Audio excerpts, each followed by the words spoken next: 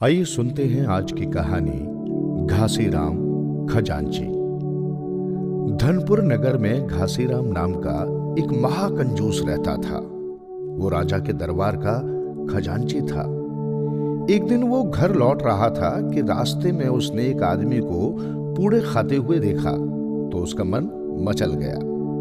कितने दिन हो गए मुझे पूड़े खाए, आज मैं भी अपनी पत्नी से पूड़े बनवाकर खाऊंगा, लेकिन उस पर तो काफी खर्चा आ जाएगा। यही सोचता हुआ वो घर पहुंचा। घासीराम की पत्नी ने उसको देखा तो पूछ बैठी, क्या बात है, आज तुम बड़े उदास दिखाई दे रहे हो? कुछ नहीं, बस यूं ही, वो बोला। बताओ ना, क्या हुआ? क्या महाराज किसी बात पर तुमसे नाराज हो गए हैं? उसकी पत्नी ने आत्मीयता से पूछा। घासीराम कुछ नहीं बोला। ओ, कुछ तो बताओ, आखिर बात क्या है? घासीराम की पत्नी झुंझलाई। तो फिर सुनो, आज मेरी पूड़े खाने की इच्छा हो रही है। बस इतनी सी बात है, मैं अभी पूड़े बनाकर लाती हूं। इतना कहकर वो रसोई घर की ओर चल दी। भाग्यवान, लेकिन मेरी बात सुनो, घासीराम चिल्लाया। अब क्या है? सिर्फ मेरे ही लिए बनाना। वाह, मैं और बच्चे कहां जाएंगे? बच्चों को बीच में क्यों लाती हो?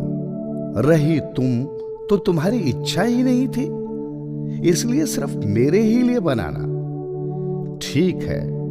एक लंबी सांस छोड़ते हुए घासीराम की पत्नी रसोई घर की तरफ पलटी। ठहरो, घासीराम ने फिर टोका। अब क्या हुआ?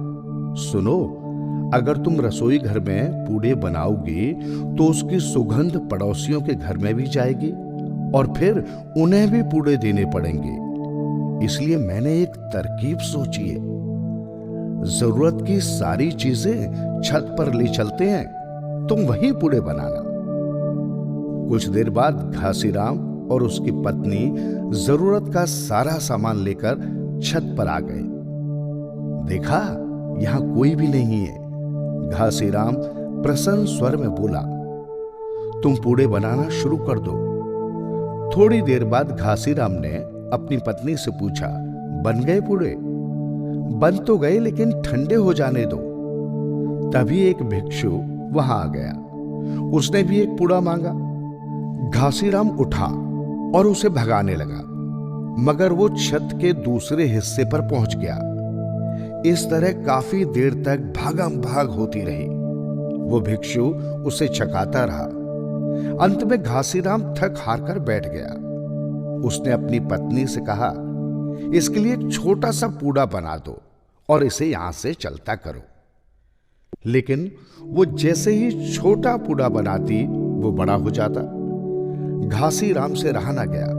उसने एक छोटा पूड़ा उठाने की कोशिश की, मगर सारे पूड़े आपस में चिपक गए। ऐसा करो, तुम उस तरफ से खींचो और मैं इस तरफ से, घासीराम ने अपनी पत्नी से कहा। इस खींचातान में घासीराम एक ओर जा गिरा। घासीराम ने सोचा, ये जरूर कोई पहुंचा हुआ भिक्षु है।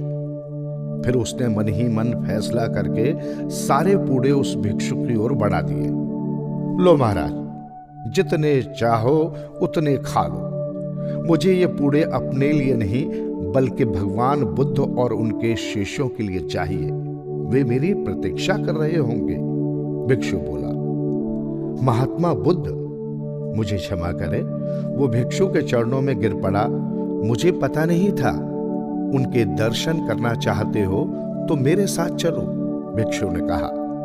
उनके दर्शन करके तो मैं धन्य हो जाऊंगा।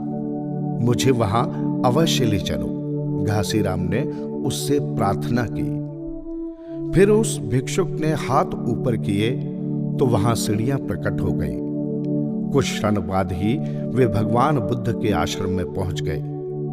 महात्मा बुद्ध ने पूड़ों का उपहार स्वीकार कर लिया। सब भिक्षुओं को पूड़े बांटे गए। घासीराम और उसकी पत्नी को भी हिस्सा मिला। जीवन में पहली बार अपरिचितों के साथ बैठकर और बांटकर खाने में उसे जो आनंद आया, वाह कितना सुख मिल रहा है। घासीराम अपनी पत्नी से बोला, तुम उधर क्या घूर रही हो? वो पूड़े सबने खा लिए, फिर भी थाल ज्यों के त्यों भरा पड़ा है। घासीराम की पत्नी आश्चर्य से बोली, मैंने भी जीवन में ऐसा चमत्कार इससे पहले कभी नहीं देखा था। सचमुच आज हमारे जीवन का ये स्वर्णिम दिन है। फिर घासीराम अपनी पत्नी के साथ घर की ओर चल दिया। अब उसका हृदय पूर्णतः परिवर्तित हो चुका था। प्रिय, कल सारे मोहल्ले के लिए पूड़े बनाना, घासीराम ने अपनी पत्नी से कहा। इस कहानी से हमें यही शिक्षा मिलती है, पेट तो जानवर भी अपना भरता है, लेकिन मनुष्य और जानवर में इतना अंतर है कि मनुष्य सामाजिक प्राणी है। खाने पीने का आनंद इसी में है कि खुद भी खाओ, दूसरों को भी खिलाओ। इससे घर में बरकत होती है। मिल बांटकर खाने में ही आत्मिक सुख है।